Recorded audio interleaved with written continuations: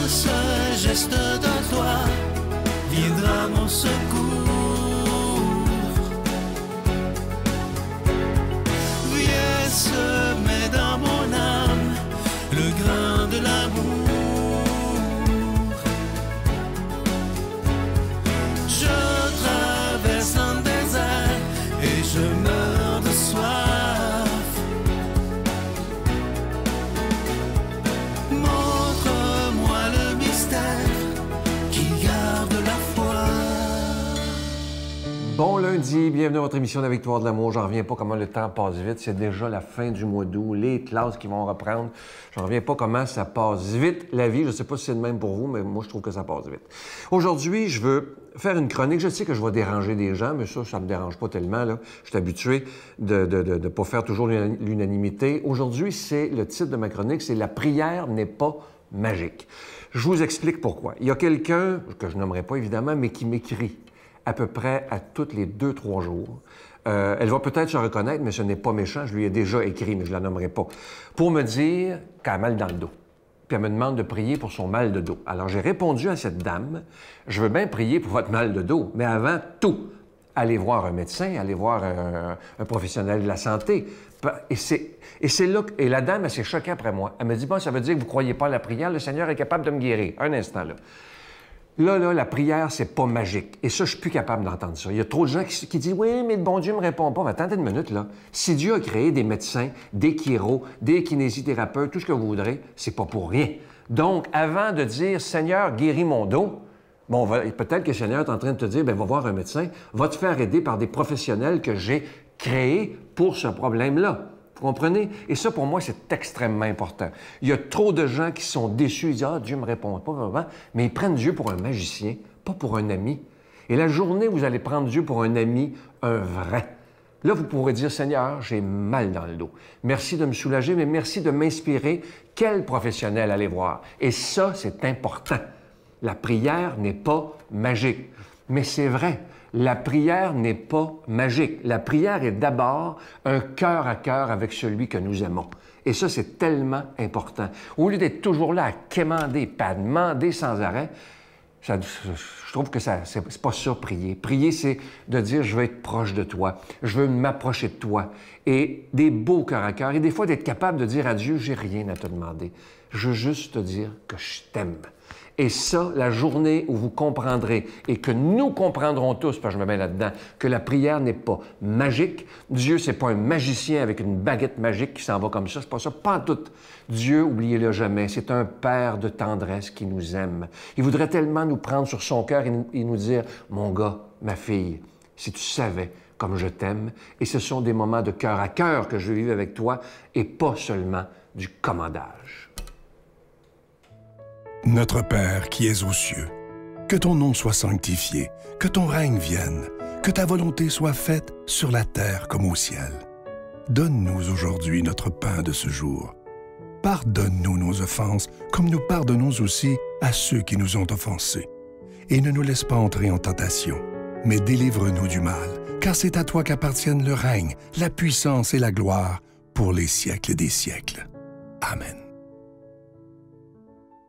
La Victoire de l'amour vous invite à sa retraite spirituelle les 6, 7 et 8 octobre 2023 sous le thème « La justice de Dieu, c'est la miséricorde » en compagnie du Père Michel Marie, William Beaudoin, Sylvain et l'animation musicale avec Miguel, Jessica Poulain, Lilia Jobin et Alain Martineau. Spectacle musical du Père Michel Marie le samedi soir à l'hôtel et suite Le Dauphin de Drummondville. Réservé au 514-523-4433 ou sans frais au 1-888-811-92-91.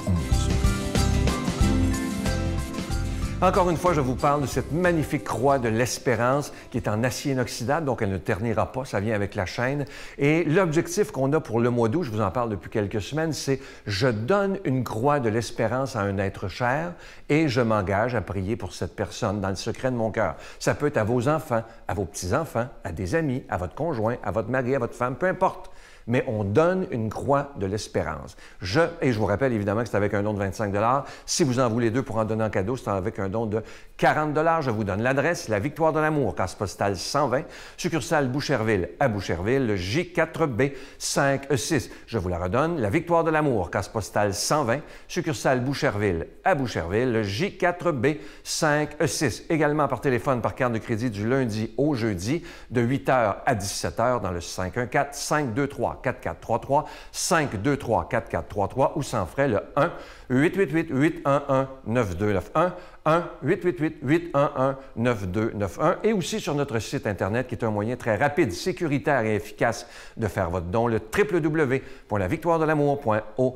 Alors, je vous rappelle cette magnifique croix de l'espérance qui est en acier inoxydable, ça vient avec la chaîne et cette croix, elle est déjà bénie. Je vous rappelle l'objectif du mois d'août, je donne une croix de l'espérance à un être cher et je m'engage à prier pour cette personne dans le secret de mon cœur. Alors, je vous rappelle, ça peut être à vos enfants, à vos petits-enfants, à votre conjoint, votre conjointe, vos amis, mais on se donne un objectif de donner une croix de l'espérance à quelqu'un en ce mois d'août. Merci de tout mon cœur.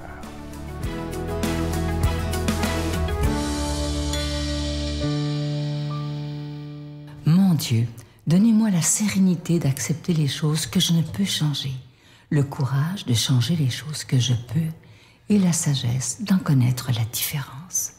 Amen. Mon Père, je m'abandonne à toi. Fais de moi ce qu'il te plaira. Quoi que tu fasses de moi, je te remercie. Je suis prête à tout, j'accepte tout, pourvu que ta volonté se fasse en moi, en toutes les créatures. Je ne désire rien d'autre, mon Dieu. Je remets mon âme entre tes mains. Je te la donne, mon Dieu, avec tout l'amour de mon cœur, parce que je t'aime. Et que ce m'est un besoin d'amour, de me donner, de me remettre entre tes mains, sans mesure, avec une infinie confiance, car tu es mon Père. Aujourd'hui, la parole de Dieu est proclamée par quelqu'un qu'on apprécie beaucoup, de Paris, le bon Père, Michel Marie.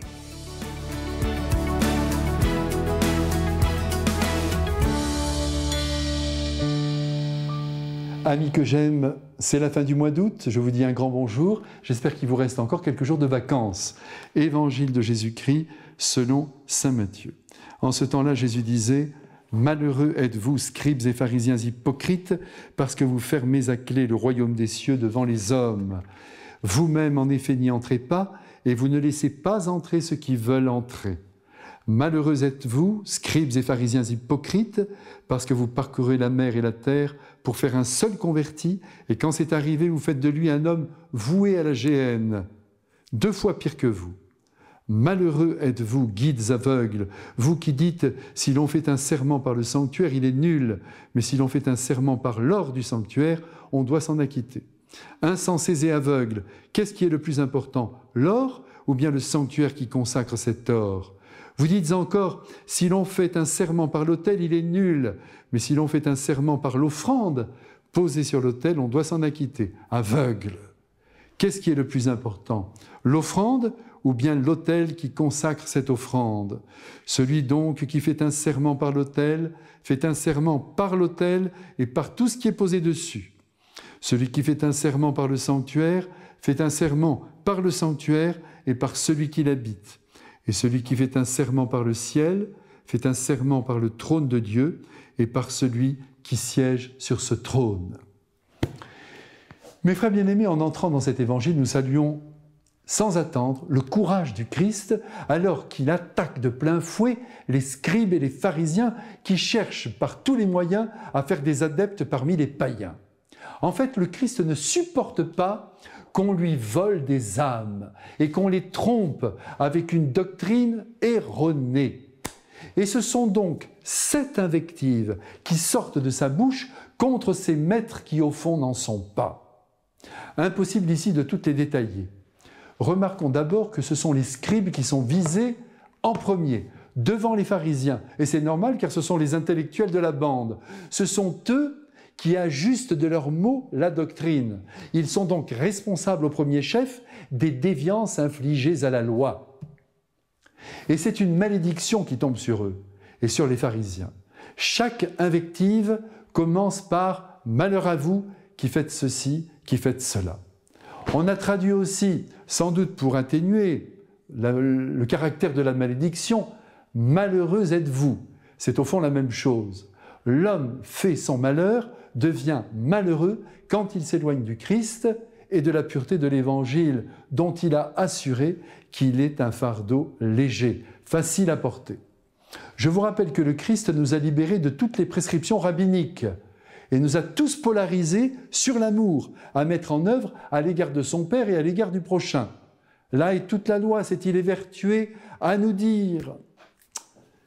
Si le Christ aujourd'hui apparaît si sévère, c'est parce qu'il souffre en constatant l'hypocrisie et la duplicité de ses rabbis.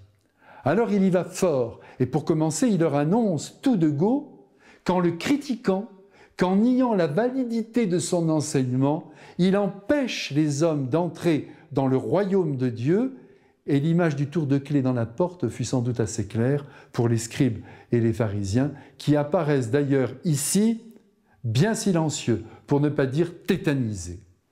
Jésus ajoute, et c'est un grand coup qu'il va asséner aux pharisiens, qu'ils ne sont pas eux-mêmes entrés dans le royaume de Dieu. Vous vous souvenez sans doute du mot si fort de saint Jean, qui résonne ici en écho. « Quiconque nie le Fils n'a pas non plus le Père ». Attention, il n'a pas dit « qui ne connaît pas le Fils n'a pas le Père » ou « qui ne prie pas le Fils n'a pas le Père ». Il a dit « qui le nie, qui s'oppose à lui ne possède pas le Père en lui ». Et c'est logique, car le Christ, le Fils de Dieu fait homme, est venu sur la terre pour purifier nos conceptions erronées sur Dieu notre Père, pour nous donner la quintessence de sa pensée, pour nous dire ce qu'il attendait de nous. Il a nettoyé le verre de nos lunettes pour qu'on y voit clair jusque dans le cœur de son Père et que l'on voit bien où se joue notre destin éternel. Jésus, en simplifiant le chemin spirituel, en le ramenant à l'essentiel, nous a en quelque sorte éloignés de la religion pour nous rapprocher de la foi. Aujourd'hui, nous savons que celui qui aime, celui, plus exactement, qui essaie d'aimer, non pas avec des mots mais en actes, est habité par Dieu et le verra un jour. Ah mon Dieu, que tout cela est simple et consolant, même si l'amour est d'une exigence effrayante. Essayons donc, vous et moi, d'entrer dans le règne d'amour, dans le royaume de Dieu, et d'y faire entrer nos frères qui ne connaissent pas encore la tendresse du Christ et de sa mère Marie. Avec bonheur, je vous bénis avec le Christ, libérateur. Père, Fils et Saint-Esprit. Amen. Je vous salue Marie, pleine de grâce. Le Seigneur est avec vous. Vous êtes bénie entre toutes les femmes, et Jésus, le fruit de vos entrailles, est béni. Sainte Marie, Mère de Dieu, priez pour nous pécheurs, maintenant et à l'heure de notre mort. Amen.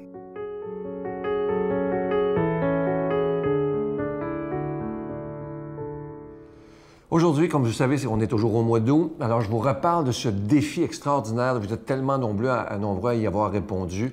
Le défi de « Je donne une croix de l'espérance à quelqu'un de mon entourage et je m'engage à prier pour cette personne-là dans le secret de mon cœur. » Ça peut être un petit-fils, une petite-fille, vos enfants, peu importe, votre conjoint, un ami, peu importe. Vous allez la voir à l'écran, je vous en parle depuis un mois, mais je dois vous dire qu'elle est belle, pas à peu près cette croix-là. Il y a des gens qui l'ont reçue et en ont redemandé d'autres pour en donner à d'autres personnes. Alors, je suis tellement content parce que, comme je vous disais au début du mois, on l'avait fait faire expressément pour la victoire de l'amour. Alors, merci de tout cœur et continuez à relever ce défi-là. Je donne une croix de l'espérance. Bye! Bien là, j'ai comme réalisé que je n'étais pas tout à fait comme j'étais avant. Fait que les premières fois que ça arrive, tu te dis, ben voyons, ça va revenir. Maman, dis-moi comment on fait pour être forte quand tout s'écroule autour de nous. Comment on fait pour tenir le coup? Je sais bien qu'un jour tu t'en iras, que je n'aurai plus tes bras. Mais d'ici là, j'aimerais bien t'écouter.